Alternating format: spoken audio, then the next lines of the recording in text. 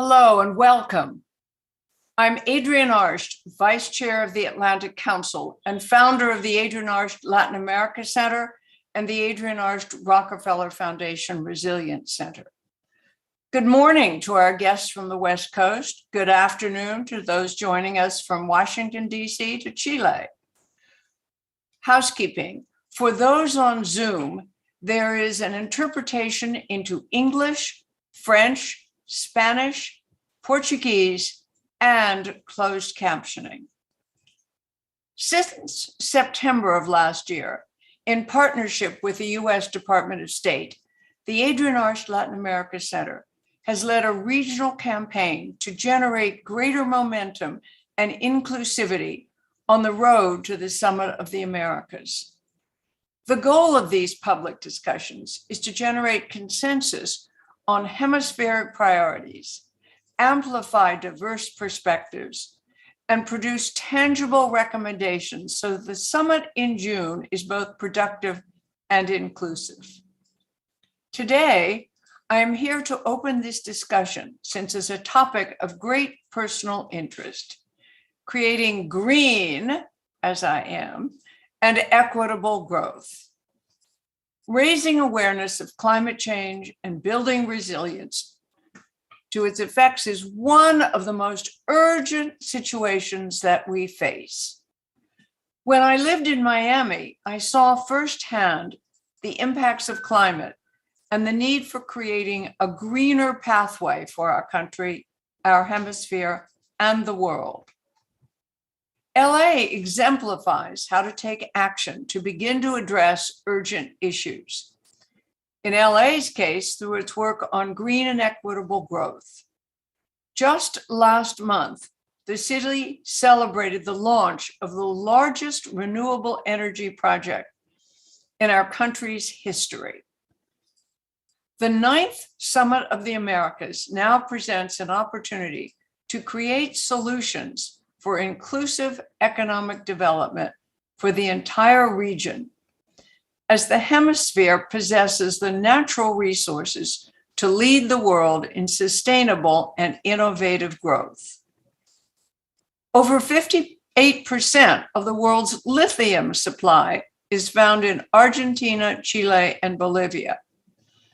The second largest hydropower dam is found on the border of Brazil and Paraguay.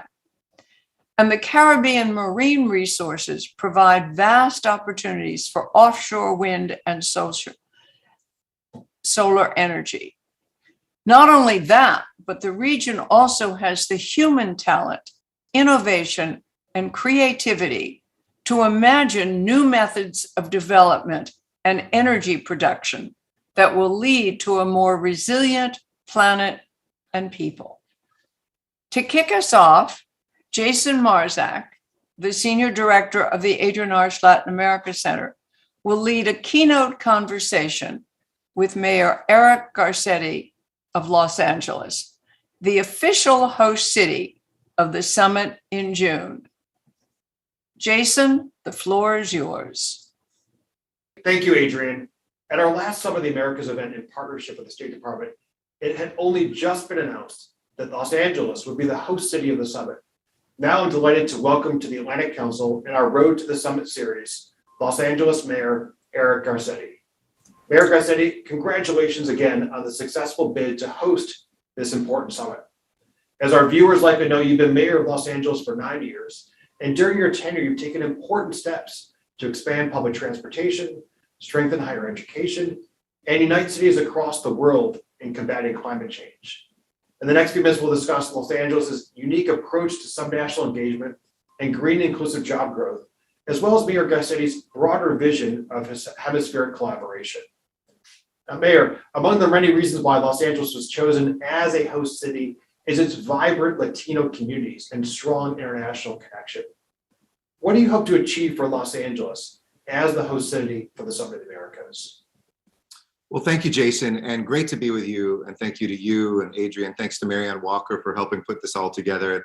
And what an honor it is to be on this road together. I couldn't be more excited to have found in the Federal Register with 2 days notice before the deadline that the White House was soliciting bids to host this, and LA jumped into action and did what we do best, which is to show off a city of kind of creativity, of freedom, and of belonging.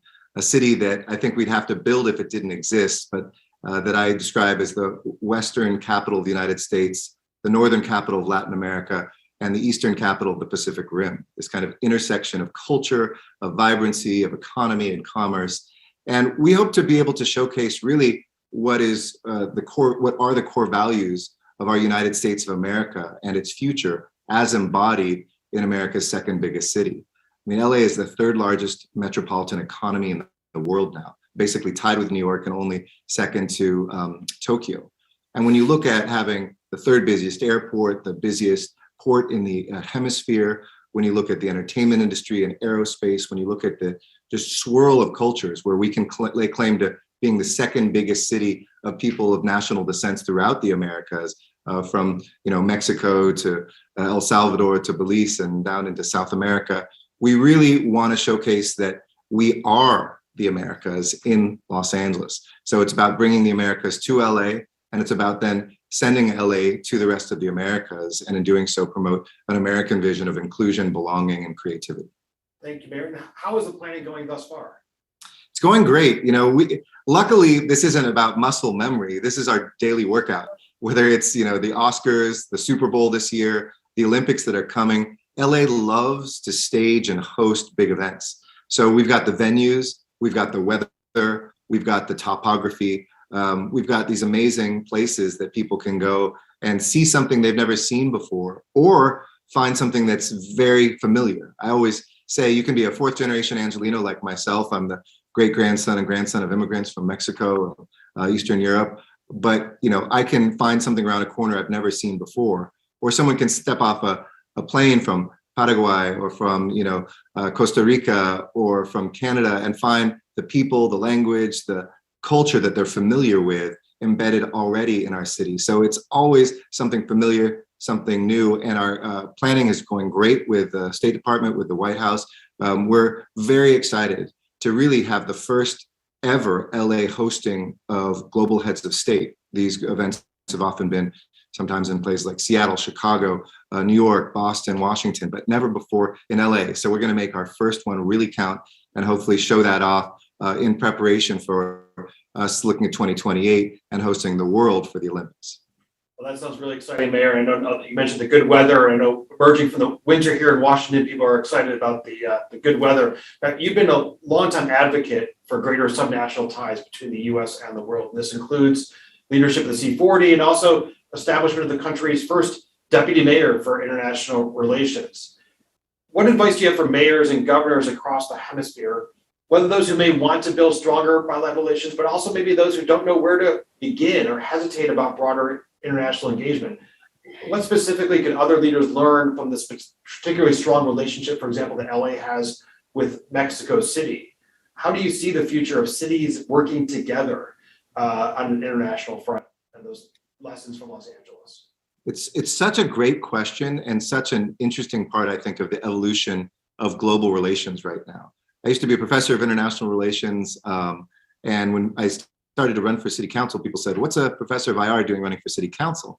And I said, "Have you seen LA lately? It is international relations." I represented a district that had Little Armenia and Thai Town, and I lived in Thailand and worked in Burma. I had been an exchange student in Japan. I had lived in Ethiopia and Eritrea. And so I kind of always felt at home in those places because they reminded me of LA and vice versa. That subnational level of diplomacy, I think, is the richest, most undertapped level of human action in the world today. Not only have I been blessed with an amazing person, Ambassador Nina Hachigian, first deputy mayor of international relations in LA, and the only one in the United States with that title, I believe. But we've seen across the world that when we engage with each other, the toughest challenges that cross borders, from immigration and gender equity, of course, climate change and this pandemic, we have a better shot of addressing those if we just don't wait only for national governments to solve it. Give you a case in point. As chair of C40, which is the 97 kind of biggest cities of the world, I hit the bat signal at the beginning of the pandemic. And when Zoom was still something new, this is probably our 10,000th Zoom, right? But when it was like my first or second, we had almost 45 mayors from around the world, from Seoul, from Milan, from London, from Mexico City, from all these cities together across our time zones get together and talk about this pandemic. The mayor of Seoul talked about what it was like to have drive-through testing when nobody knew what that meant. The mayor of Milan, when that was the hot spot, told us how to get ready for your hospitals to be able to subdivide their space to deal with the suffering that would come and to prevent as many deaths as possible. And the next day we were implementing those things. I talked with my successor at C40, recently took over, Sadiq Khan, and he was briefing his Prime Minister, Boris Johnson, and telling them all the things that were going on in different cities. And Boris Johnson turned to his aides and said, "Do we know this stuff?" They said, "Yeah, but we've been writing a report. We're going to get it to you." And I think it was that moment of realizing that when we wait for national leaders, the whole bureaucracy has to get it up to them. You have to schedule weeks of them talking to each other, negotiations of months of forward action. Mayors the next day are moving on things. And so to me, this is why it's so important for us to invest as a nation in this area. And whether it's that or our gender equity network that we co-founded or our Mayor's Migration Council, these are the places where we can be the laboratories and the frictionless implementers of the change we need. Exactly, as you're saying, Mayor Garcetti, and your colleagues know around the country and around the world, mayors like yourself, they have to get things done. There isn't much time for talk. You have to deliver, and mayors and cities can really be incubators of best practices. One way in which LA is an incubator is being a leader in green and equitable economic growth, which is the topic of our discussion today. And less than a month ago, as Adrian mentioned, you celebrated the launch of the largest renewable energy project in our country's history, a project with the state of New Mexico. How will this project lead to inclusive job growth in the LA area? Well, we've led the nation out of the last recession and now out of the pandemic recession with more job growth than any city in America, a higher number of jobs and a higher percentage of jobs. We're number one, according to Bloomberg Business Week. And I really think part of that is that we've invested in the idea of where the new economy is going to move towards. Specifically, one of the main areas has been around so-called green jobs, which is a very fuzzy term that everybody uses and few define. For us, it's very clear. It's clean energy jobs, it's water resilience jobs, it's clean transportation and buildings. We have the 5 zeros in our Green New Deal in Los Angeles, which is zero emissions vehicles, zero carbon buildings, zero carbon electricity, zero waste and zero wasted water. And when we look at that, whether it's a drought and forest fires, whether it's in other places, floods, there's a lot of work that we have to do, immense work for our infrastructure. Passing the largest public transportation measure in American history at the local level ×2, we have a permanent tax that's going to generate $120 billion in the next 40 years to build 15 rapid transit lines or extend them. That's never happened in American history. That might sound great, but you know what? Everywhere in America needs to do that. That wind farm in New Mexico, which is the largest in hemispheric history, maybe outside of China, the largest in world history. We need to do that over and over and over again if we're going to meet our goals, like in Los Angeles, to be 97% carbon free by the end of this decade. I started, and our Department of Water and Power had 2% renewable energy. Yeah. Today, that's well past half carbon free energy. So to me, there's jobs in them there hills. And I say to any mayor or governor, if you're not investing in this, regardless of your politics or your science, and the science is clear, you're losing jobs. Yeah. It's a really good point. And how should governments more broadly be rethinking or reimagining economic opportunity based on some of the lessons from Los Angeles as climate change impacts cities even more greatly in the years ahead? Well, I've said America is addicted to poverty. Unfortunately, that poverty addiction costs us billions of dollars a year and trillions of dollars in productivity. It is our greatest, I think, challenge in America. It manifests in homelessness and housing woes, in unequal environmental conditions for people who live in those frontline communities where there's still oil wells in places like LA, in people's backyards, or the emissions from dirty trucks and other things that are in their backyards. So whether it's greening our port, which is reduced its pollution by 90% in terms of our SOx, NOx emission, by 60%, our particulate matter by over 50%. These are real things where we're actually making sure as we build jobs, they don't come at the expense of communities. And I would say it really corresponds with poverty. And so economic opportunity, local hire, for instance, in the construction work, we're redoing the airport $20 billion program. Over a third of those workers, or close to a third, of those workers come from the local community. That takes hard work, but don't wait for pipelines to produce it, build them. And then you'll see that the environmental work we do isn't just about wealthy people with top of the line Teslas. It's about frontline communities having better health opportunities right now today. Mayor, let me go back to the summit. It's an opportunity to hopefully strengthen regional integration beyond just the first week of June. And this is a vision shared by the US government as well. What role, we spoke earlier about the role that you see for Los Angeles as the host of the summit, but what role do you see for Los Angeles and the hemispheric relationship in the months and years following the summit, building on this convening that we'll have in June? Well, the nice thing is this is America's chairmanship for the year. So while we'll have the summit, we really have 11 more months as well to program culture, innovation, economy, ecology. And we plan in Los Angeles to welcome the world to continue that conversation across the Americas, to look at Gustavo Dudamel, who comes from Venezuela, is the musical director of the Los Angeles Philharmonic, to look at the work that we're doing at our museums, but also to push ideas that we got from Latin America, like El Sistema that created Gustavo Dudamel to bring orchestral playing to the poorest kids in his country, which has been emulated in Mexico and other places. That's just one example with culture. But we really think that Los Angeles is already this leadership place, this catalyst for these conversations. And we take very seriously that we're not just hosting heads of state for this very important summit for the days they'll be here. It's really for this entire year to push an America's identity. You know, what is the identity of the Americas? What values do we hold together?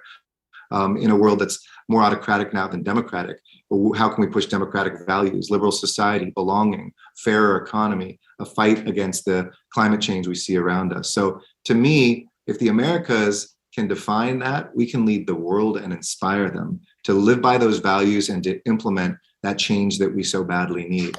So I hope everybody's as excited as we are, not just to host, but to take that entire year to inspire, reconvene, and recatalyze action as well. You know, Mayor, and I couldn't agree more. And I know this is a topic so dear to Adrian as well, as culture and the arts and bringing people together through culture and the arts. And I recently saw that the Los Angeles Opera was recently named a Colombian, Lina Gonzalez Granados, as the first Latina to conduct have a major conducting post in a major U.S. opera company. So that very exciting. We're going to have Colombia and Venezuela right next to each other across the street with our Philharmonic and opera, just as they are in South America as rivals too. Well, Mayor Garcetti, thank you very much for joining us for these incredibly timely insights. We look forward to working with you and the city of Los Angeles further on the road to the summit in June. I'd now like to welcome Marianne Walker, who is managing partner at WH Legal Group and a member of the Adrian Arsht Latin America Center Advisory Council, who will kick off our first panel focused on equitable economic growth in the Americas. Marianne, the floor is yours. Thank you for your thoughtful words, Mayor Garcetti. You always make me feel so proud to be a Los Angelino. And thank you, Jason, for your kind introduction and the work you and the Adrian Arsht Latin America Center are doing for these important series, The Road to the Summit of the Americas. I'm thrilled at the work that Mayor Garcetti and his team did to get the Summit of the Americas here in Los Angeles this June. We're the second city with the second largest population of Mexicans in the world, only second to Mexico City. Mexicans and Mexican Americans represent almost 40% of our great state of California and certainly contribute to the thriving culture and economy here.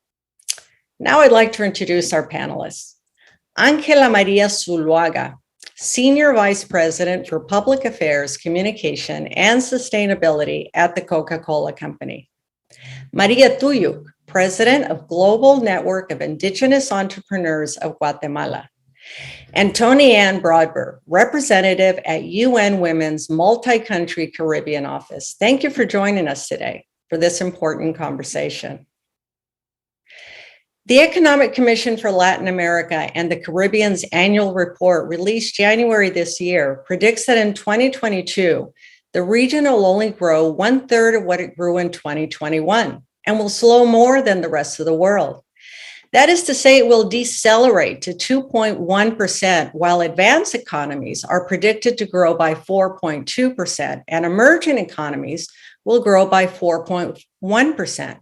Major factors include low regional investment, low generation of job, and uneven growth across and within countries. Tony, how can we support underrepresented entrepreneurs through targeted investments? What lessons have you learned through the rollout of the Caribbean Basin Gender Equality Fund? And what is the value of incorporating gender lens investing across the region? Thanks so much for that question, Marianne. I think the first thing that we've learned is it's really critical to know where where the women are, know where people are in your economy. Right now, we know that 59% of the people in businesses that are unbanked, that are informal, are women, and they're women-owned businesses. So when you know where they are, then you're in a better position to create the kind of financial products that they need. And that's where gender lens investing comes in.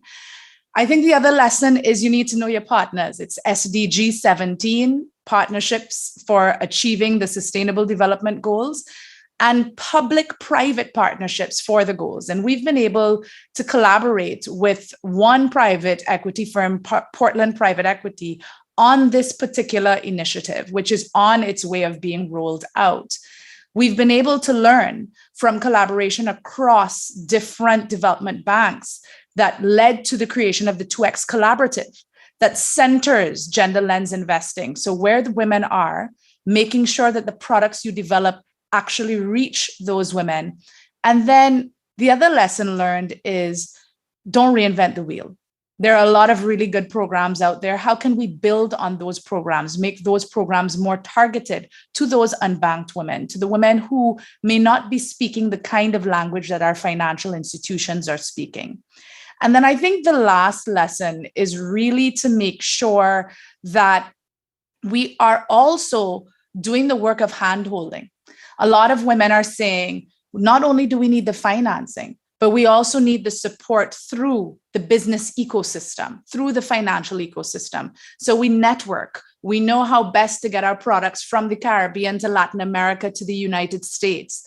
And so those are things that we've been able to learn. And I think that is why this particular collaboration with Portland has been labeled a flagship fund for the 2X Collaborative. And there are only 5 worldwide, and 1 is in Latin America and the Caribbean. So that's critical.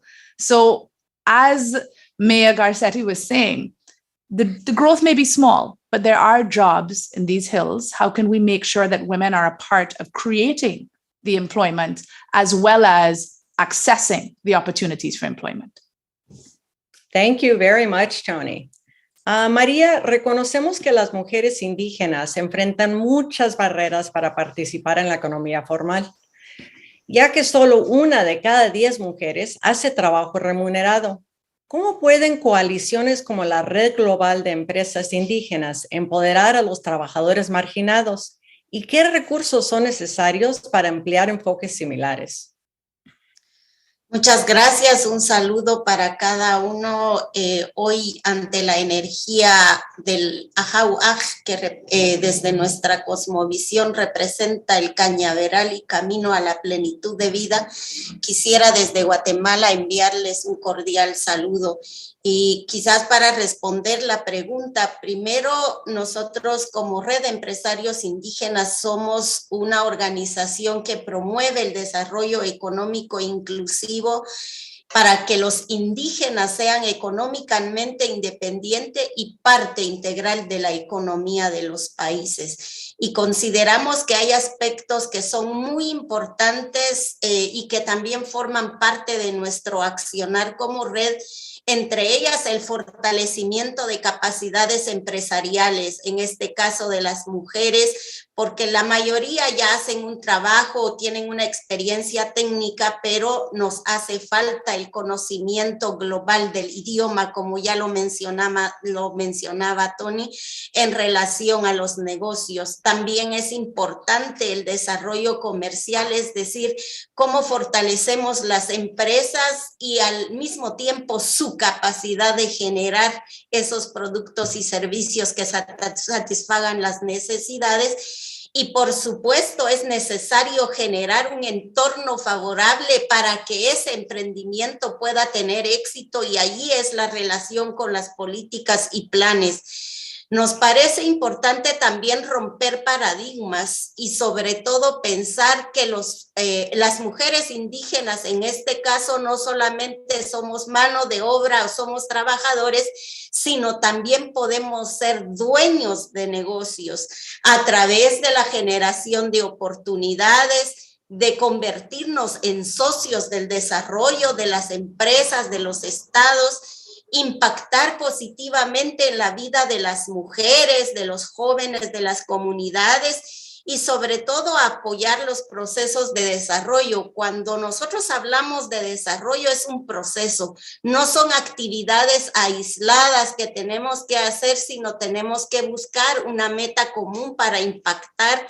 de manera positiva y sobre todo establecer alianzas incluso trascendiendo fronteras. Hoy la virtualidad nos permite poder trascender fronteras en los negocios y parte de eso es lo que nosotros hacemos como parte de la Red Mundial de Empresas y Negocios Indígenas. Buscamos relaciones con Estado, con sector privado, con diferentes entidades, porque sabemos que solos no podemos solucionar la situación y necesitamos de la articulación de esfuerzos entre todos. Muchas gracias, María, y muy de acuerdo contigo. Ángela, ¿cuál es el papel de las pequeñas y medianas empresas en el impulso de la recuperación económica y la prosperidad? ¿Cómo pueden ser apoyadas con una mayor colaboración pública y privada? Marianne, María, Tony, un placer estar acá. Y definitivamente te puedo decir que las pequeñas y medianas empresas juegan un rol importantísimo en las economías tanto de América Latina como el Caribe. De acuerdo con el Programa de Naciones Unidas para el Desarrollo de América Latina y el Caribe, estas pequeñas y medianas empresas son el corazón nuestro. Creo que unos datos importantes arrojan que las pymes representan el 99.5% de las empresas en nuestros mercados, representan el 60%, que son generadores de empleo del 60%, tanto en América Latina como el Caribe, pero además representan el 25% del PIB en todos estos países. Entonces, ¿cuál es la relevancia? Es toda. Son el corazón nuestro. Y en el caso nuestro como organización, como sistema Coca-Cola, pues también están obviamente parte del corazón de nuestro trabajo, de nuestro día a día, sin lugar a duda. Ellas no solamente son los reactivadores económicos de las comunidades, de sus barrios, sino que también son parte cultural, son los psicólogos del barrio. Entonces, yo creo que la trascendencia no solamente está en la perspectiva económica, sino también social, sino también sustentable, sostenible en todos los barrios. Dentro de nosotros hemos venido trabajando muchísimos proyectos y obviamente nuestra meta siempre ha sido cómo llegamos mucho más allá. Hoy atendemos alrededor de 4 millones de tiendas de barrio o pequeños y medianos empresas en toda América Latina y el Caribe, de los 5 millones que hay. Entonces, la representatividad es grandísima, pero también es importante tener claro que son los generadores de empleo, pero unos generadores de empleo inclusivo. Allí hay muchas mujeres, allí hay muchos jóvenes, y es una apuesta que hay que seguir haciendo, no solamente desde la organización privada, sino también desde el sector público. Es muy importante reconocer que este trabajo no se hace solo, es un trabajo que se tiene que hacer de manera mancomunada con el sector público. Nosotros, las organizaciones, somos los que tenemos que salir y tender la mano y buscar un poco cómo aceleramos las economías y sobre todo después de una época como hemos vivido, una pandemia, que han sido los grandes afectados. Entonces, a tu pregunta te digo, es el corazón nuestro, es el corazón de la reactivación económica de América Latina y el Caribe, pero también es el corazón de empresas como las nuestras. Muy bien, muchas gracias, Ángela. COVID-19 caused us to rethink a great detail of the status quo when it comes to the labor market and ensuring equal access to economic opportunity. Tony, what role can multilateral institutions play in supporting inclusive economic opportunity and recovery as the region emerges from the pandemic? I think the role of multilaterals is critical in doing one main thing, and that's centering, again, the Sustainable Development Goals. Lauryn Hill sang about it, Donny Hathaway, and there's a saying in the Caribbean, everything is everything. So we have to stop separating economic and social development. I know that on International Women's Day, the Honorable Minister, Dr. Virginia Albert Poyot in St. Lucia tabled the bill to end violence against women and girls. It's the domestic violence bill. We have to start doing critical work with governments to ensure that the legislation and the services are in place to make sure that women and all persons in society feel citizen security, that it's real for them. Then they're able to engage fully in the economic sphere. The other thing I think that's critical for multilaterals and that we've been doing a lot in the Caribbean is working on gender and shock responsive social protection, making sure that we have subsidized childcare, parental leave. I know that in Barbados as well, recently they have made a statement that they're taking away some discriminatory taxes on sanitary items as well as diapers. So these are things that allow women to be able to engage more in the economy. And then finally, it's working with the private and public sector to make sure that we have enabling environments for women in the world of work, whether it is using the principles, the women's economic empowerment principles, that UN Women and the Global Compact worked on, and gender gap analysis tools. So companies start to see, that's a gap for me. How can I do this better? The multilaterals provide the technical assistance for that, innovative support for projects that fill those gaps as well. I think these are things that we've been able to do thus far. And then finally, the data. If we don't know where women are in the economy, if we don't know what kind of challenges they're facing with regards to climate change and disaster resilience as well, especially relevant for the Caribbean, then we won't be able to have an enabling environment for them to have continuity with their businesses in the face of a natural hazard. Mm-hmm. Yeah, thank you very much, Tony. Ángela, ¿cómo debemos repensar el status quo del comercio interno y la convencional? Mira, Marianne, yo creo que se tiene que repensar y no es el cómo, sino es hay que hacerlo y hay que hacerlo ya. Anteriormente mencionaba un poco lo que pasó en la pandemia y yo creo que la pandemia nos obligó a repensar nuestra interacción y cómo además nosotros ayudamos a acelerar este tipo de negocios. Para nosotros fue un antes y un después en cómo nos relacionábamos con estas pequeñas empresas. Y lo digo un antes y un después porque en medio de la pandemia siempre ha habido una relación con nuestros socios embotelladores muy cercanos con estas tiendas de barrio, por ejemplo, pero con el tema de la pandemia hubo que repensar en cómo trabajábamos, en cómo nos colaborábamos. Te puedo contar que, por ejemplo, cuando estábamos en los picos más grandes de la pandemia, hubo proyectos como tienda abierta, tienda segura en algunos mercados que se llamaban de manera distinta y era cómo asegurábamos que estas personas podían volver a reactivar sus pequeñas tiendas para no quebrarse, para poder tener el sustento familiar. Y había un rol que nosotros teníamos que jugar. Entonces tuvimos ahí que repensar y cómo ayudábamos. Pero no solamente eso, yo creo que el gran cambio ha sido un proceso de digitalización y también de formalización de estos negocios. En el tema de formalización, un tema de capacitación, un tema de entendimiento de las mismas personas, cómo llevaban una contabilidad, cómo se organizaban, cómo empezaban a ahorrar, cómo se pagaban su propio salario, que muchas veces no lo hacían. Y este es un tema que uno cree que da por sentado que sucede. Y no funciona así en América Latina y el Caribe en muchísimos casos, y no te puedo decir en la mayoría de los casos. Pero en el tema de digitalización también dio un vuelco importantísimo y una aceleración inmensa. Yo te puedo decir que gracias a los procesos de digitalización y acompañamiento que hubo en estas pequeñas y medianas empresas, se estima que se ha optimizado el tiempo de estas personas que atienden las tiendas entre un 20 y un 30% en la forma como hacen pedidos, en la forma como se relacionan con sus proveedores. Entonces hay una serie de beneficios que obligó a volcarse y a acelerar un poco lo que hace unos par de años veíamos como que iba a ser en 5 años. Esta crisis pandémica nos obligó a acelerarlo. Pero también quiero decirte una cosa, que nos sentimos muy orgullosos. Hoy el 80% de nuestros clientes están digitalizados. No estamos contentos con eso, vamos a llegar al 100%, pero creo que es un deber moral social que tenemos las organizaciones de no solamente asegurar que si a ellos les va bien, a nosotros también nos va bien. Y eso es toda una cadena de éxito que se va trasladando en el desarrollo de las economías en América Latina y el Caribe. Estupendo, Ángela, muchísimas gracias.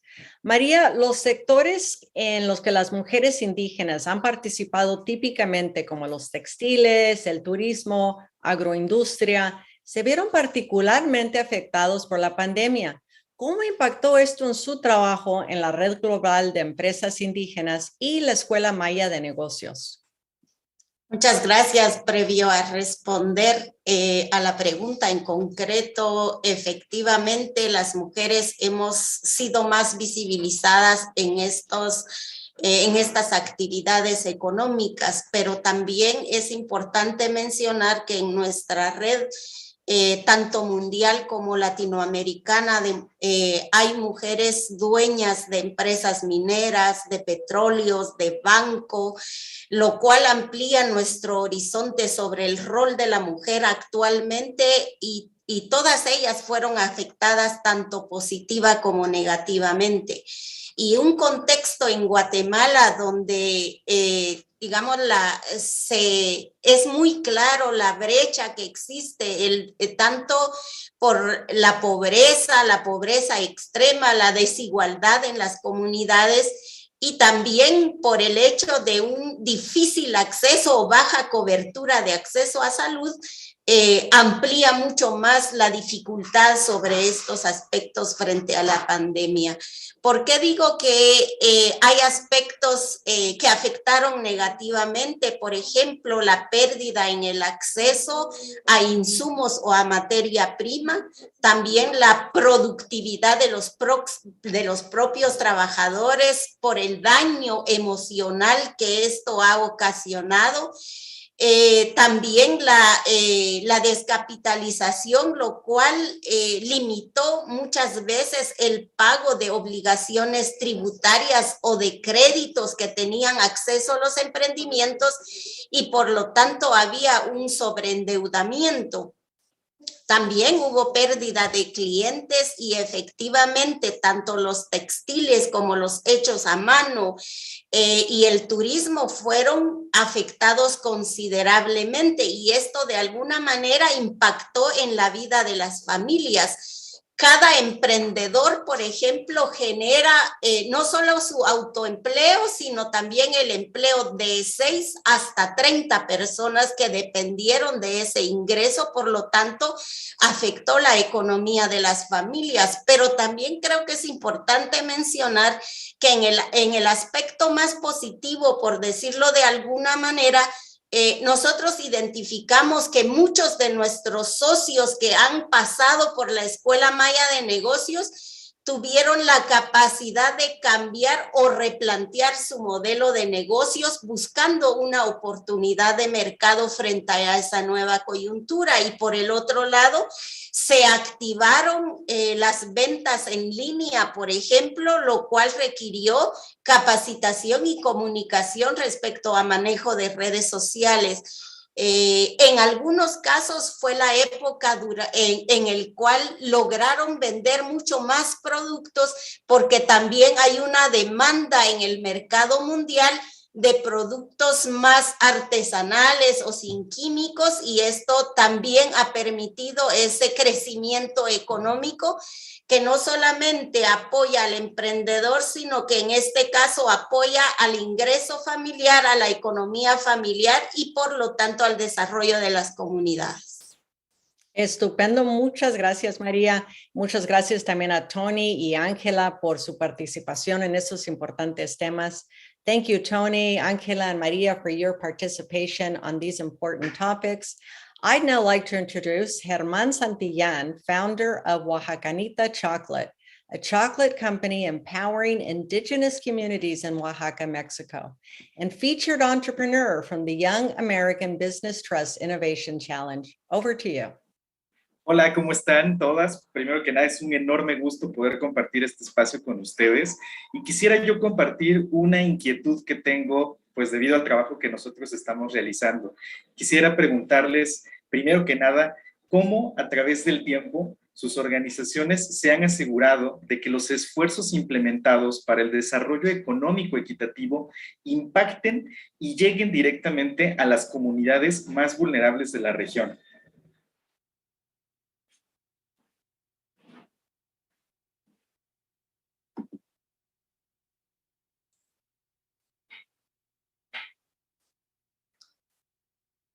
Y no sé si aquí es responder abiertamente, pero digamos uno de los aspectos importantes dentro de nuestra experiencia como red de empresarios indígenas es que nosotros hemos venido construyendo un modelo de desarrollo territorial en comunidades indígenas, cómo las propias comunidades pueden generar una organización empresarial o también una organización a través de lo que nosotros hemos denominado clúster comunitarios indígenas, en donde diferentes actividades económicas nos organizamos para responder a la demanda de un mercado global.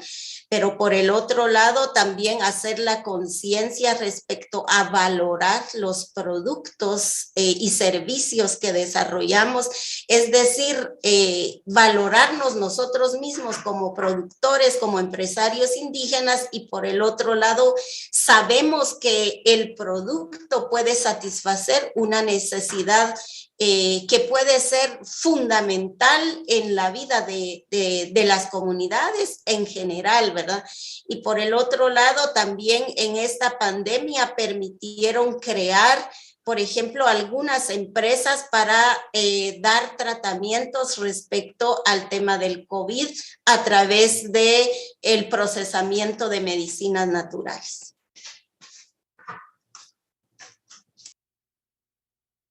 Germán, si quieres, entonces en mi caso continúo. Mira, haces una pregunta que es muy importante y yo creo que dado el contexto actual, definitivamente en nuestro caso, las organizaciones como el sistema Coca-Cola nos hemos volcado a trabajar en todo el tema que es trabajo inclusivo. Una perspectiva de lo que es con la mujer, pero también desde los jóvenes. El tema de mujeres, pues venimos trabajando desde el 2010, que se hizo un compromiso de empoderar económicamente a mujeres alrededor del mundo, 5 millones de ellas. Llegamos a los 6 millones, tenemos un nuevo compromiso que está a punto de anunciarse, pero será bastante ambicioso en cómo generamos productividad económica y social en las mujeres. Pero hay un tema que es muy relevante y creo que toca el corazón de las economías actuales y es los jóvenes. Los jóvenes se han visto, han sido de los grandes damnificados en todo este proceso de desaceleración económica. Y lo digo desde la perspectiva no solamente en que no encuentran trabajo, pero también no hay formalización detrás de ellos. Las oportunidades del primer empleo se han vuelto un problema grandísimo porque se exige cierta experiencia. Entonces nosotros hemos volcado recursos, grandes recursos económicos detrás de ellos. Hoy programas en América Latina y el Caribe han impactado a más de 650,000 jóvenes con el fin de buscar opciones, de generar empleo, de ponerles su primer empleo, de una otra forma también de formalizarlos, cosa que es muy importante si uno quiere buscar proyectos que sean sostenibles y largos en el tiempo. Pero también creo que hay otra cosa que es muy importante y es cómo nosotros aseguramos que estos sean en mercados que son de alta relevancia y que estos mismos jóvenes lleven programas que se pueden ser replicados en otros. Nosotros hoy tenemos programas en Brasil, en Ecuador, en Argentina, en Uruguay, en México, en Colombia, que buscan primer empleo, que buscan empleos, generación de empleos para los jóvenes. Y te doy un par de ejemplos. En el 2009 en Brasil nosotros arrancamos con un proyecto que se llama Colectivo, donde más de 295,000 jóvenes se han visto beneficiados.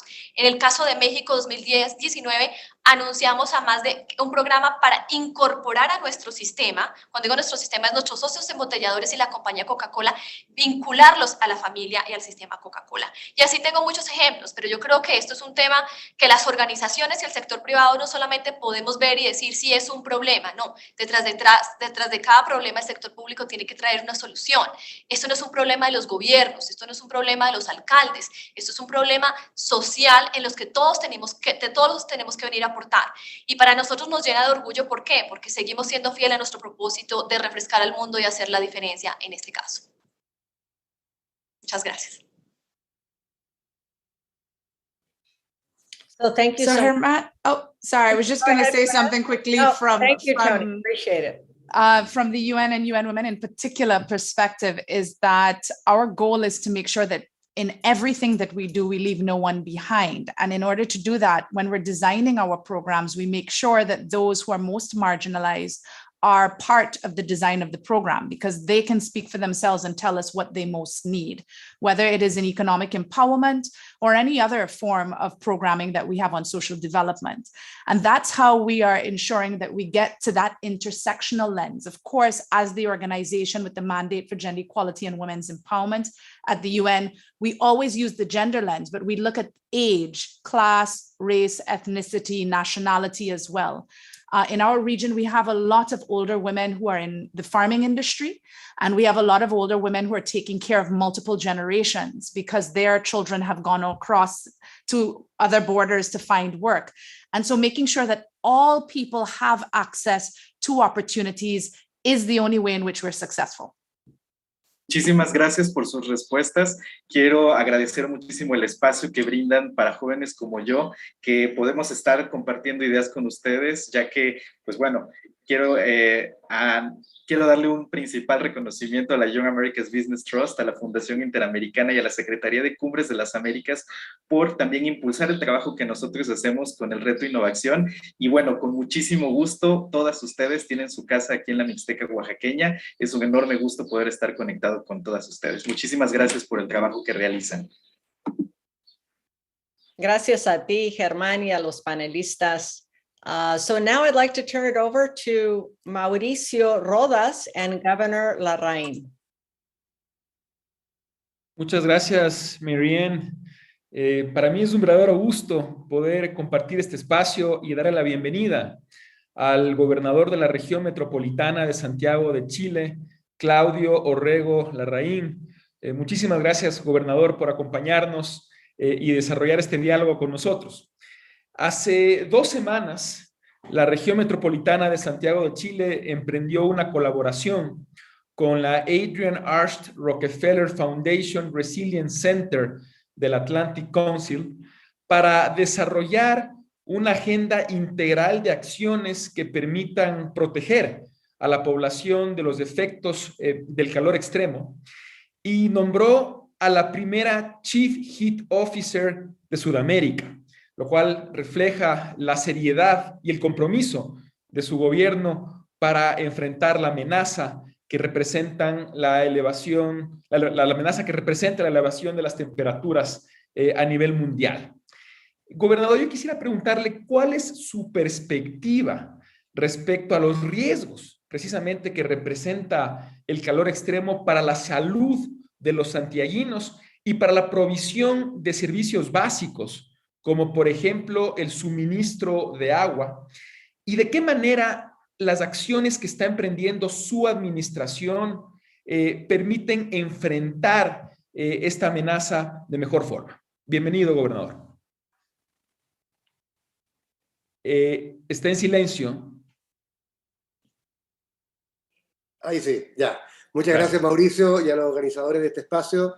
Desde aquí, desde el Cono Sur, desde Santiago de Chile, un gran abrazo para todos los que están participando de este seminario.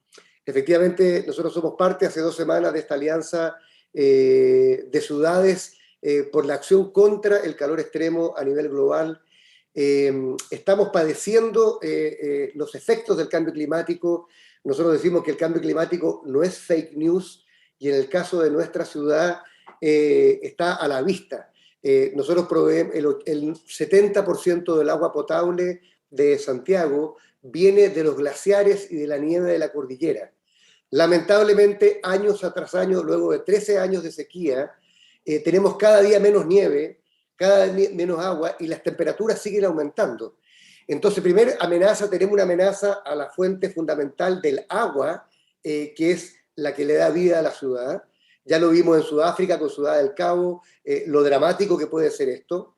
Segundo, hemos visto además que el calor extremo mata más gente en el mundo que todas las otras implicancias del cambio climático sumadas. Y en consecuencia, ¿cuáles son las poblaciones más afectadas? Los adultos mayores, las zonas más pobres, y en consecuencia tenemos que hacer una acción general como ciudad, que es lo que estamos haciendo hoy día. ¿Qué es lo que hemos hecho bien concreto? Aparte de decretar la emergencia climática, apenas asumimos el cargo hace 8 meses, crear este convenio donde tenemos nuestra Chief Heat Officer de la ciudad y de la región. Estamos impulsando un espacio público-privado que se llama el Foro del Agua para regular toda la implicancia de este calor extremo en las fuentes de agua de la ciudad. Estamos construyendo un plan de acción climática que tiene dentro de lo cual el tema hídrico del calor extremo es fundamental, y estamos impulsando proyectos específicos, como por ejemplo los techos verdes en la ciudad para reducir el calor en distintos lugares, y también exigirle a todos los proyectos que aprobemos nosotros como gobierno de la ciudad un certificado de eficiencia hídrica en esta materia. Te menciono algunas acciones que son desde el ámbito de las políticas públicas hasta acciones muy concretas que van en la línea de hacernos cargo de esta ola de calor extremo, que es una de las implicancias más letales del cambio climático en el mundo. Muchas gracias, gobernador. El inicio de un nuevo mandato presidencial en Chile despierta evidentemente expectativas sobre la necesaria colaboración que debe existir entre diferentes niveles de gobierno en materia de combate al cambio climático, pero también es cada vez más evidente la importancia de una integración regional en torno a este tema. Y usted, desde la posición del liderazgo que ejerce, siendo Santiago de Chile una de las precisamente ciudades líderes en la acción contra el calor extremo, quisiera que nos comente cuáles son los aspectos más importantes en que se debe basar un esquema de cooperación entre las ciudades con el gobierno nacional, así como con otras ciudades y actores a nivel regional para enfrentar con éxito los efectos del cambio climático. Mira, Mauricio, yo creo que la gobernanza de los fenómenos ambientales y climáticos exige mucha innovación. Nosotros creemos que un gobierno de una ciudad no puede enfrentar por sí solo el desafío del cambio climático y en este caso el calor extremo y la crisis hídrica. Entonces, ¿qué es lo que estamos haciendo? Primero, crear distintas instancias de cooperación con la academia, con el mundo privado, con la sociedad civil, con el mundo nacional. Tenemos un consejo asesor de cambio climático, tenemos este foro del agua en que participamos distintas entidades. Tenemos, de hecho, la nueva ministra de Medio Ambiente, que acaba de asumir, era parte de nuestro consejo asesor, así que tenemos una comunicación bastante cercana. Ella ha nombrado a una encargada nacional del tema del agua que se relaciona con nosotros. Y desde el punto de vista de cooperación internacional, Mauricio, yo te diría, nuestra gran apuesta es la cooperación descentralizada, es decir, sin perjuicio de lo que hagan los gobiernos a nivel nacional, nosotros creemos que tenemos que profundizar el vínculo con otras ciudades que están enfrentando retos muy similares a los nuestros. Ya somos parte de la red de C40, de la red de ciudades resilientes y ahora de esta alianza de ciudades por la acción contra el calor extremo. Y esto significa que lo que estamos buscando es una cooperación primero relevante desde el punto de vista de los temas. No nos interesa cooperar por cooperar, sino que en temas que tengan mucho que ver con nuestra realidad. Segundo, yo diría una cooperación bastante utilitaria, es decir, queremos sacar lecciones y compartir experiencias nuestras para generar acción. Creemos que el mundo está cansado y al menos los habitantes, los 8 millones de habitantes de Santiago están cansados de diagnósticos, lo que quieren es acción. Entonces, junto con esta cooperación de ciudades, es cooperación para la acción lo que estamos buscando. Y eso me conduce fácilmente a mi siguiente pregunta, gobernador, y es, en junio próximo se va a realizar la 9ª Cumbre de las Américas bajo el lema Construir un futuro sostenible, resiliente y equitativo para nuestro hemisferio. ¿Cuál cree usted que debe ser el planteamiento de las ciudades en este espacio para propiciar una mayor participación de las mismas en esquemas de integración regional que no solo, que contemplen no solo a los diferentes niveles de gobierno, sino también a la sociedad civil? ¿Cuál debe ser el planteamiento de las ciudades en la próxima Cumbre de las Américas, gobernador?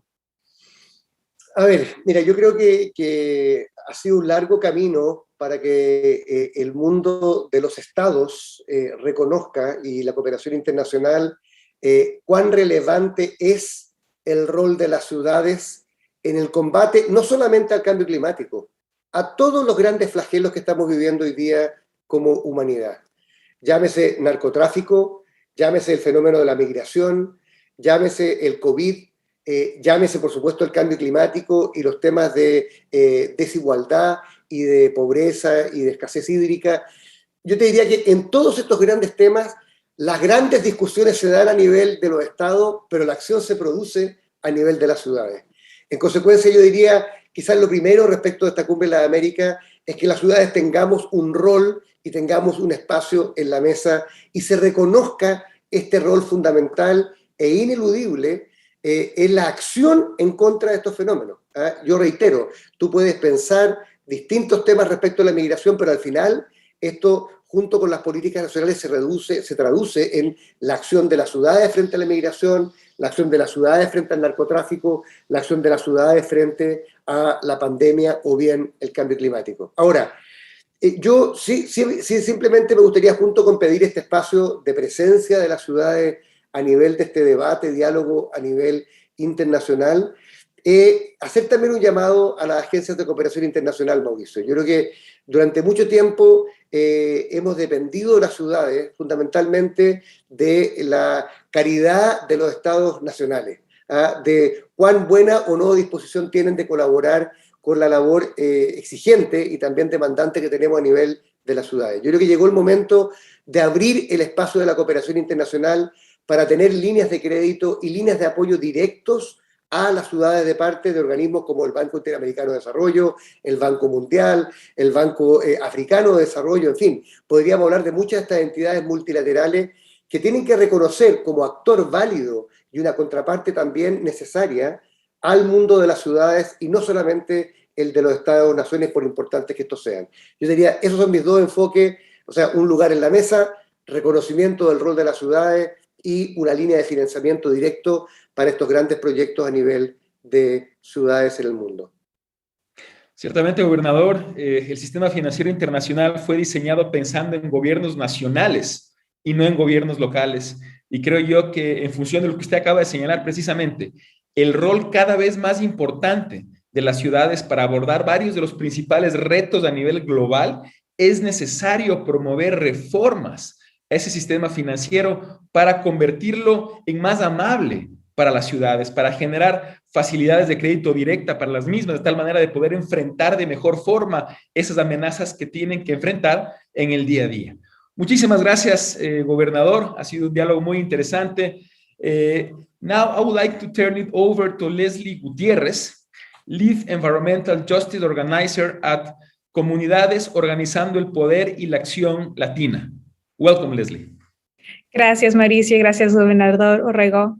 For the second panel, we'll be discussing green economic growth. It's my pleasure to introduce Ambassador Anton Edmonds, former ambassador to the United States from St. Lucia and permanent representative to the Organization of American States, Sonia Guajajara, executive director of the Articulation of Indigenous Peoples of Brazil, APIB, Diana Chavez, co-founder of Jungle Food and Strategic Alliance, coordinator for Impact Hub San Jose, and Pedro Ambromove, regional director for Latin America and the Caribbean Regional Program at the Open Society Foundation. Welcome. So Latin America and the Caribbean lags behind the rest of the world on environmentally sustainable post-COVID-19 spending and investment. In 2020, only 2.2% of long-term recovery spending was environmentally friendly compared to 19.2% globally. Ambassador Edmonds, what factors explained this gap and what initiatives are needed to boost sustainable investment in the region? Thanks for the opportunity to speak, to answer the question.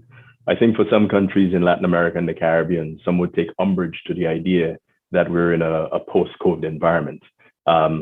A reminder, I think, to all of us is that post-pandemic spending will continue to be dragged down by spikes of infections and the cost of investment that governments have made in the region as it relates to healthcare and other social support. So we're not quite out of the woods as yet.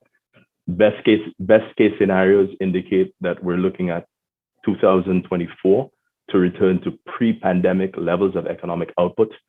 And for many countries in the region, that level of growth was anemic as best.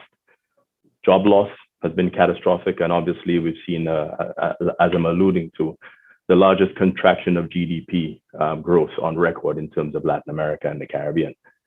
I think one of the most important things when we look at the space and the investment and sustainable economic development is that we should not overlook the fact that we're talking about multiple countries of various sizes and in different stages of policy development and application. So you have small countries in the Caribbean of 50,000 people, and then you have countries with tens of millions of people in sort of broader Latin America. I think one of the other things that we have to be cognizant of is that we have a region where economic growth, green or otherwise, has been stymied by climatic events. In the Caribbean, of course, that is especially true, but it happens everywhere else. In Central America, you see flooding, as well as in Guyana and Latin America as well. And I think most importantly is that we have a region, for the most part, where access to capital for governments is limited because of high indebtedness.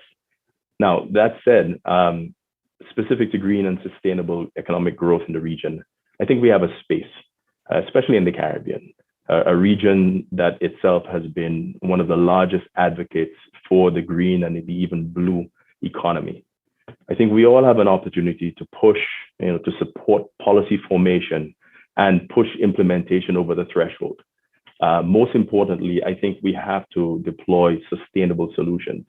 I think one of the key things about sustainability is that it has to be not just environmental, but it has to be economically sustainable for countries in the region for it to survive. One of the things that we do need to do is we do need to devise new financial tools. I hope to be able to speak more about that. And I think one of the things that we do have as a collective, all of us speaking here and otherwise, and as it relates to the summit, is we have an opportunity and we need to be helpful and not prescriptive as it relates to unattainable goals and metrics when it comes to green investment, when it comes to economic growth, and recognize that the aspirational goals that many countries had, they haven't given up on them. They basically have been delayed. I think ultimately where we are now is the opportunity to revisit and help reboot these commitments to pre-pandemic initiatives related to sustainable development and investment in that space. Thank you for that. And as a follow-up, many countries in Latin America and the Caribbean have taken on debt in response to the pandemic, limiting their capacity to fund sustainable development initiatives. Eastern Caribbean countries are among the most debt burdened in the world. How can governments, the international community, and the private sector support Latin America and the Caribbean in prioritizing sustainable long-term recovery spending? Well, I think one of the things is, as the region reboots, is that the deployment of new greener technologies towards the traditional sectors is a place that we have to look at. Manufacturing, construction, tourism. I think maybe the incentivizing of new and green technology is something that governments can do and should do, even as we look at investment in new sectors, when we look at renewable energy and energy efficiency. Ultimately, how the region builds, notably the Caribbean, the Eastern Caribbean, how we address schools, houses, so standards, and other public spaces to face natural disasters, and how we address clean transportation are going to be sort of areas where we're going to have to focus attention. But the reality is that the national debt issue is one that will not go away. So investing in resilience, sustainable development is going to be expensive, especially on the sovereign side of the equation. So that's sort of the government borrowing side. So there's a need for us to figure out how do we encourage private sector investment or private sector green investment in the region, especially in the Caribbean. I'm of the opinion that we may have to establish the creation of or create special purpose vehicles. I think specifically because the private sector financial institutions may not have an appetite for smaller economies in the Caribbean, that may be an avenue that we have to take on. I think green resilience specific funds are sort of the avenue. And ultimately, that's where sort of the development community institutions, the multilateral community comes into play. I recently joined the IDB, and that organization has a Vision 2025 that looks at support for small and medium-sized firms, promotion of a digital economy, and gender equity. That's critically important. But there's also the recognition that all of this has to be encased in a resilient blanket for it to work, for it to be sustainable. And I think all multilateral entities are going to have to sort of follow that sort of mold. Ultimately, resiliency and sustainability are inextricably intertwined. You can't separate them. And for all of us, the ability to deliver in a multi-pronged way, aligning initiatives of what the region needs and says it needs versus developing best practices in a vacuum is ultimately how I think we can be helpful and how the region is going to see its way forward. Thank you for that. Now, this next question is for Sonia. You are a renowned human rights leader who fights against exploitative economic practices and priorities that contribute to environmental destruction in the Amazon. What is your vision for a more sustainable and just economic approach?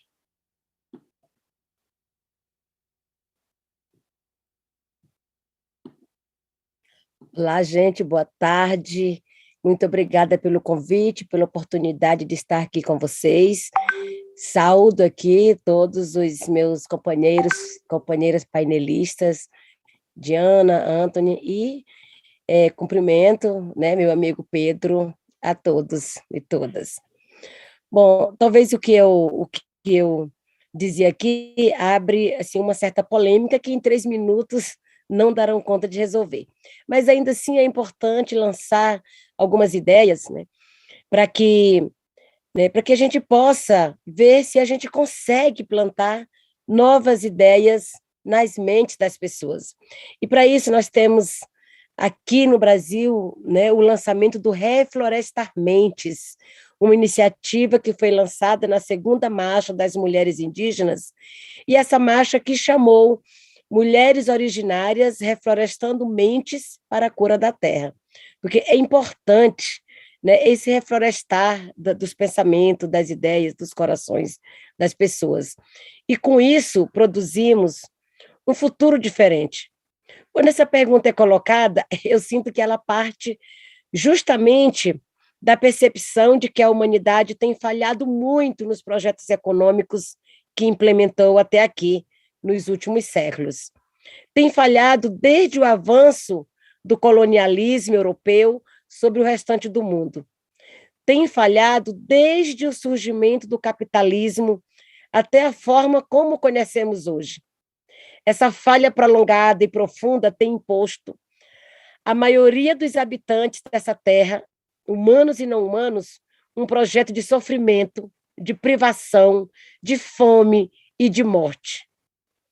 E como humanidade, nós chegamos a um ponto em que não podemos ignorar que esses modelos econômicos baseados na desigualdade, na ultraexploração da mãe terra, na acumulação e no desperdício desmedido, nos levarão à nossa aniquilação e à destruição do nosso planeta. São esses modelos que trouxeram a invasão colonial para nossos povos, resultando em genocídio para nós, povos indígenas, e a destruição para a nossa terra.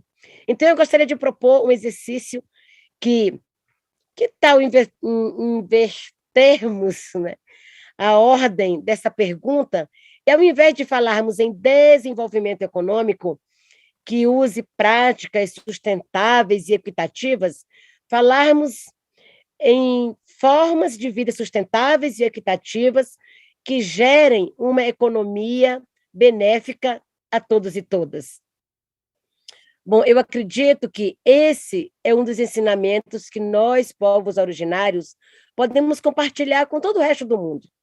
Nossa cultura de vida não é baseada em estabelecer uma lógica de ganhos acumulativos e desiguais em prol do individualismo, que se realizem na exploração destrutiva dos recursos da natureza. Nossa cultura é baseada na ideia do bem viver, numa simbiose entre nossas vidas e a Mãe Terra. É claro que eu não estou propondo que todos voltem à floresta, mas que levemos a sério a tarefa de repensar nossos padrões de acumulação e os valores que norteiam nossas vidas. E é por isso que nós estamos enfrentando todos os dias todo esse pacote de destruição que está sendo pautado neste governo. Todo esse pacote que está pautado no Congresso Nacional, né, que é contra a liberação da exploração dos minérios nos territórios indígenas, o garimpo, que já sabemos bem a consequência, o projeto de lei da grilagem, que premia invasores, o projeto de lei 490, que acaba acabando de vez com a demarcação de territórios indígenas no país, e aí nós defendemos, né, o uso sustentável por meio da descentralização do uso da terra. Lutamos por todas as democracias e principalmente pela democratização do uso da terra com práticas, né, mais respeitosa, mais sustentáveis e mais distribuída para todos aqueles que vivem e que dependem diretamente da terra.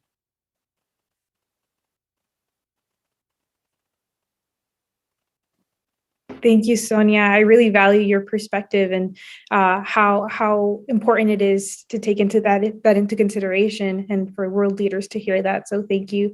Pedro, can you describe the connection between funding green development initiatives, such as those described by Sonia, and creating more resilient and inclusive democracies? Of course, thank you, and thank you for the invitation. It was great to hear Ambassador Edmonds, and always inspired by Sonia, and saluting everyone. I would like, I think the connection between the climate movement and democracy is particularly strong in the Global South. It won't be possible to have a green transition in those spaces, and Latin America is definitely an example, with such a high inequality, without putting together the fight against inequality and the fight against climate change.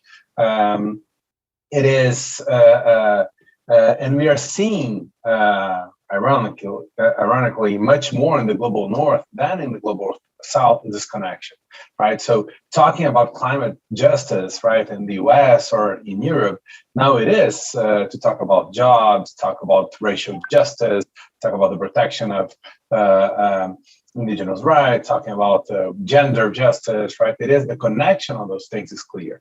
In the South, much less. It is many times we're hearing people talking about conservation, and as if there was an opposition between development and inclusion and climate.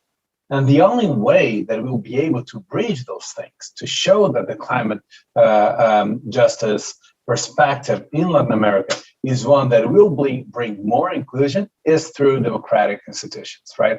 If you maintain this in the power of technocrats that will think what is the best specific solution to deal with the deforestation, or to deal with any other challenges that climate change bring, it won't include the people that are most affected by climate change. If we want to incorporate that in the political agenda, right, we need to have the voices of indigenous people, the voice of Afro-Latino communities participating in the debate with the space to decide and being actors of this change, right? We need to show that in the case of the Amazon, for example, we won't stop deforestation in the region if we don't address the social conditions of the region, and the social conditions won't be addressed if deforestation continues, right? And this needs to be clear. And the only way in which we can be clear is by supporting democratic movements, supporting and embedding on democratic institutions to be the arena in which those discussions would have advanced in the region. Thank you, Pedro.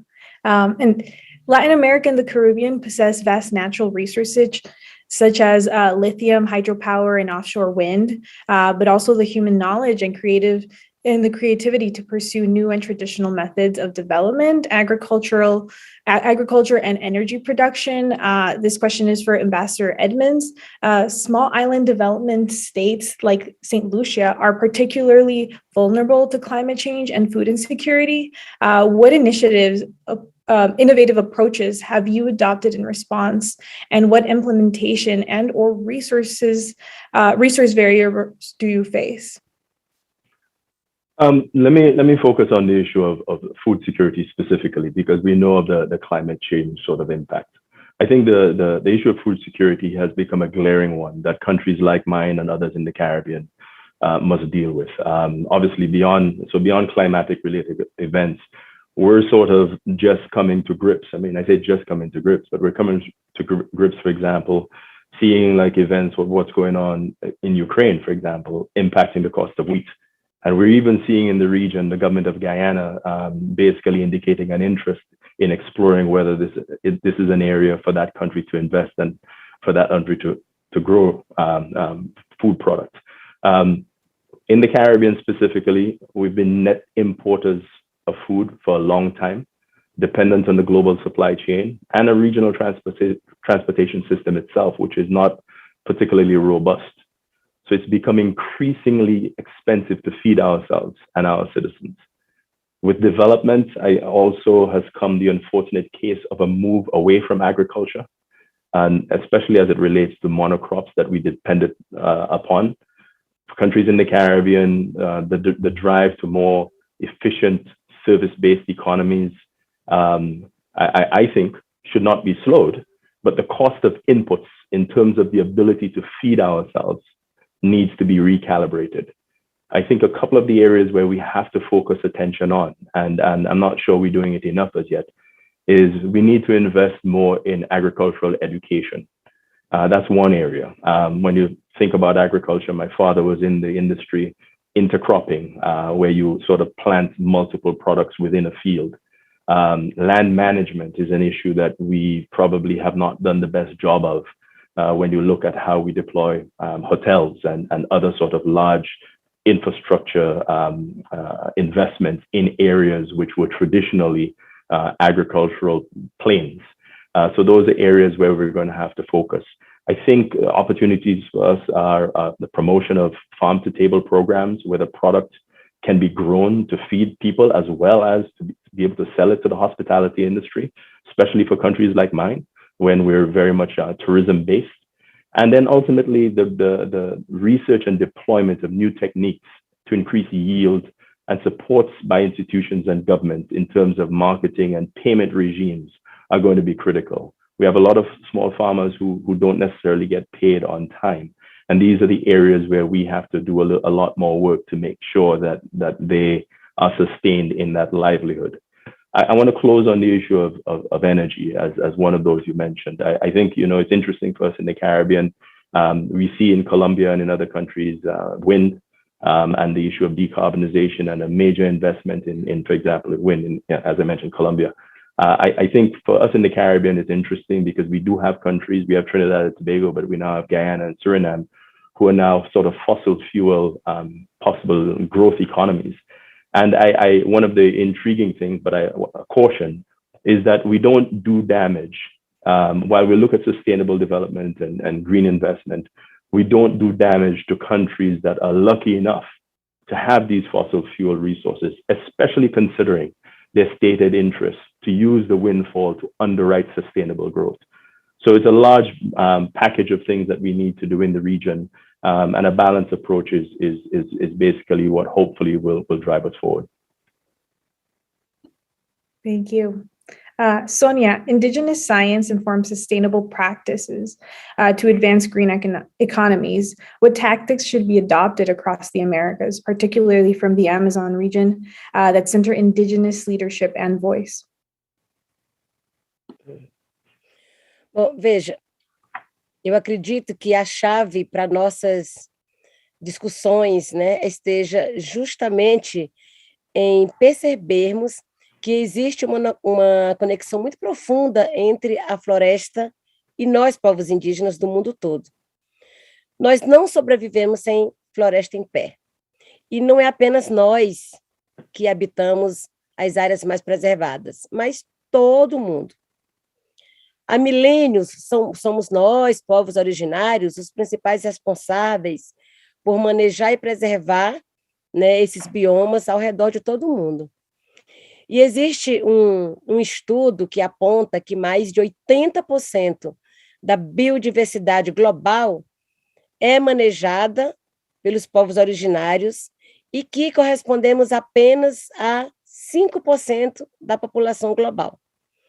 Agora, esses 5% de guardiões da floresta, que são os que mais sofrem os efeitos das mudanças climáticas, que são os mais perseguidos, né, justamente por querer preservar o que é bem de todos, recebe somente 1% dos recursos destinados ao financiamento climático global. Então, assim, eu acho isso uma grande injustiça. Mas voltando à sua pergunta, né, portanto, me parece, novamente, que nós precisamos inverter a lógica das coisas. Nós já somos lideranças no debate e na prática de um modelo de vida sustentável. É importante que o mundo conheça esta liderança e nos garanta condições para aplicar nossas práticas de cuidado e de cura da terra. E isso por um motivo bem simples, né? Para a sobrevivência coletiva. Importante ressaltar que a Declaração das Nações Unidas para a Floresta Tropicais de 2014, o Acordo de Paris, já reconhecem, né, que é importante, que é preciso unificar o conhecimento tradicional com o conhecimento científico como uma das últimas alternativas para conter as mudanças climáticas, né? Mas isso precisa vir para a prática, né? Precisa vir para as políticas subnacionais. Nós organizamos nossos conhecimentos e técnicas de lidar com a terra de diversas formas. Uma delas são os planos de gestão territorial e ambiental das terras indígenas. Aqui no Brasil, nós conseguimos, né, a Política Nacional de Gestão Territorial e Ambiental em Terras Indígenas no ano de 2012, porém, nesse governo, ela está totalmente engavetada, né? E é importante dizer que esses planos de gestão são construídos de forma coletiva pelos povos indígenas, né? E ali a gente traz elementos essenciais para a defesa dos territórios, manejo e recuperação de áreas degradadas, manejo comunitário de produtos agroflorestais para a manutenção da floresta, né, da floresta em pé e fortalecimento da comunidade que a defende. Então, são práticas que nós desenvolvemos milenarmente e que não custam caro para o Brasil, a sua implementação, né, e a implementação do plano desses PGTAs, né. Então, nós fizemos um levantamento, mais ou menos, dos custos, né, e isso gira em torno de 265 mil a 4,4 milhões de dólares, a depender da extensão da terra indígena. É um valor irrisório quando comparado com grandes projetos de infraestrutura, com acordos comerciais, com o valor das guerras, né? Então, eu acredito que nossa prioridade como humanidade tem de ser salvar nosso planeta. E, para isso, nós temos de investir nas soluções adequadas, as soluções reais. E nós, povos indígenas, temos muitas delas para compartilhar com o mundo. E uma delas é a demarcação dos nossos territórios. E ressaltar que, sem a demarcação dos territórios indígenas, não há solução para a crise climática e não há solução para superar toda essa crise ambiental que o mundo vive hoje. Portanto, também, né, se não há proteção dos territórios, se não há proteção da biodiversidade, e aí o planeta todo está em risco. Muito obrigada. Thank you, Sonia. Yes, and now for the next question, I'll be asking Diana first, and then Pedro. Climate change transcends borders, so how can regional cooperation in pursuit of advancing a green and blue economy address some of the hemisphere's most pressing challenges, such as migration, economic inequality, and food insecurity? Well, I first want to talk about the need for a transition to regenerative agriculture and to regenerative practices in our food systems, because our current food systems have been designed around economies of scale, international trading, and subsidies of industrial agriculture. And all these like greenhouse gas emissions related to agriculture are results of heavy plowing, use of chemicals, and international transportation. So when we try to go or to transition toward traditional agriculture or integrated agricultural practices such as regenerative systems, syntropic agriculture, permaculture, and so on, we have this very difficult challenge, right, to make it into practice, because there is a big gap between starting these emerging systems in our local economies and having the maturity enough to receive investment from the regional ecosystem. So right now this gap can be experimented. For example, I'm gonna give two examples. The first example has been through Jungle Project. We were trying to promote regenerative systems based with breadfruit as an alternative for food security of our communities. And in this process, the breadfruit is not rice, is not wheat. So there are no subsidies whatsoever for these kind of systems, which make it even more costly for us to create new markets with potential products from our communities. So the way we have been able to achieve certain progress into our initiatives have been in collaboration with companies like Patagonia Provisions that have helped us to invest in R&D, trying to get to in achieving their food standards, and in order for them to bring breadfruit to the U.S. market. So basically, within 3 years, they have like give support buying, like the products that we have been testing on all up to the point in which we achieved their standards, and we were able to give and ensure a proper sale of the final product. This wouldn't be possible if companies like them didn't give us like the opportunity to do so. And still, there is certain difficulties with COVID and all to keep progressing. And a way that we have tapped these challenges have been through philanthropic support. Now, another example is this systemic venture called Nangu that is trying to start in Costa Rica. And what they want to do is to transform large industrial farms into regenerative systems, integrating smallholder farmers and support services, all through a market-driven regeneration innovation network. The issue, what is the issue? Right now, they are thinking in a big scale, right? Trying to connect or to respond to how the food system is already set up. But when they are seeking for investment, the investment sector is having certain resistance to support them because they are in an early stage. So this time gap of maturity that is needed for this kind of agricultural systems is preventing for investment to come into the communities, and these impact solutions to emerge and to become a reality and to actually give solutions to these pressing problems that we have. So in summary, I feel it's imperative and urgent that regional cooperation directs its effort to close this gap through access for more risk investment. And from Impact Hub Global Network, we want to become this bridge, between the different corporations and the local communities to make this ecosystem and these entrepreneurships happen. Thank you so much, Diana. And now I want to take a moment to introduce Ignacio Estrada, founder of Green Constructa and Sustainable Construction Solution, and a future entrepreneur from a Young America's Business Trust Innovaction Challenge. Ignacio is spotlighted and asked the following question to Pedro. Entonces, adelante.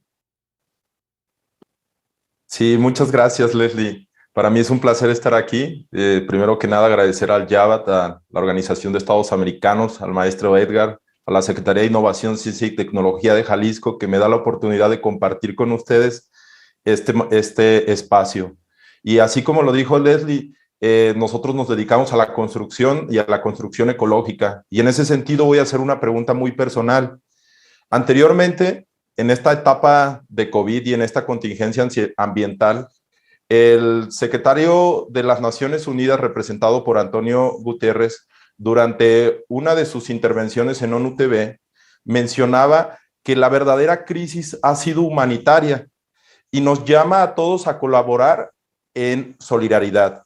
En este sentido, estoy convencido que el valor más importante de todas las organizaciones en pro y en apoyo al crecimiento económico verde en materia mundial está en las personas.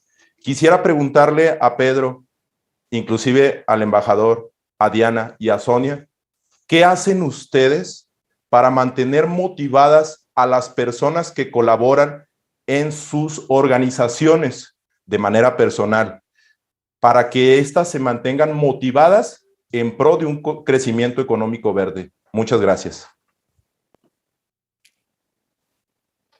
Gracias, Ignacio. Qué buena pregunta.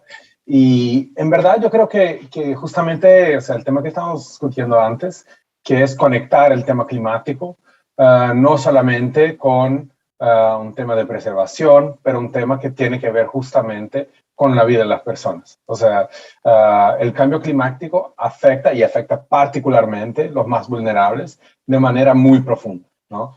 Y muchas de las cuestiones que estamos discutiendo, o sea, las personas que son interesadas en temas de, lucha contra la pobreza, de desarrollo económico, de inclusión, de migración, todos esos temas están tan afectados por el tema del cambio climático que es necesario conectar, ¿no? Y yo creo que muchas veces incluso, y es tan bueno escuchar a Sonia acá, que los pueblos indígenas muchas veces hacen ya hace tiempo esa conexión entre las cosas, que nosotros muchas veces tenemos dificultad, y ahora comprender eso me parece muy importante. ¿Cuándo se comprende eso? O sea, cuando se comprende que trabajar en un cambio de la economía del Triángulo Norte en Centroamérica, ¿no? Para adaptarse, y de Caribe, para adaptarse a los efectos del cambio climático, para tener una economía que justamente pueda, ¿no? Porque ya se sufre el efecto. Entonces, ¿qué tipo de economía puede tener ahí? Que eso es mucho más importante, ¿no? Para el tema de migración, que invertir en, no sé, que sea seguridad en la frontera de Estados Unidos, por ejemplo, ¿no? Eso moviliza a la gente que tiene una visión, por ejemplo, que está trabajando con migración, ¿no? Entonces yo creo que la conexión del tema de cambio climático y pensar un poco cómo incidir junto a los gobiernos, a las corporaciones y todo, que no hay tema que se escape de ahí, para mí ha sido uno de los gran motores de la movilización pública, ¿no? Y yo creo que tenemos en la región, una región que está acostumbrada a movilizarse más por otros temas que para ese, ¿no? Tenemos que saber que no hay movilización de la educación, al agua, a la pobreza, a la migración, que hoy no tenga que ver con cambio climático, y así yo creo que podemos movilizar mucho más las personas. Muy bien, gracias, Pedro. Y bueno, muchísimas gracias a todos los demás panelistas. Thank you so much for being part of this and giving your perspective. I hope to keep in contact. And then now I will turn the event back over to Adrian Arsht, Latin America Center Senior Director, Jason Marczak. Thank you so much, Leslie, and thanks again to all of our excellent moderators and panelists, as well as Diego Area and Willow Fortuna from the Atlantic Council team for putting this event together. Now, Mayor Garcetti started off our conversation by highlighting the opportunities on how cities beginning in Los Angeles, and as Governor Lorraine highlighted, continuing to Santiago, are at the forefront, the front lines of advancing green and equitable growth. The rich, insightful discussions today offer bold new ideas for creating more equitable and sustainable economic growth through targeted investment funds, entrepreneurial networks, agricultural innovation, and advancements in renewable energy. These ideas offer leaders preparing for the summit tangible recommendations to consider in the months again. And we'd like to again thank the U.S. State Department for its collaboration and all of our institutional partners and speakers who played such a fundamental role in preparing and now continuing today's discussion. We look forward to seeing you at the next Road to the Summit convening in early May, where we will unlock ideas on how to advance digitalization in the Americas. Until then, please stay safe and be well.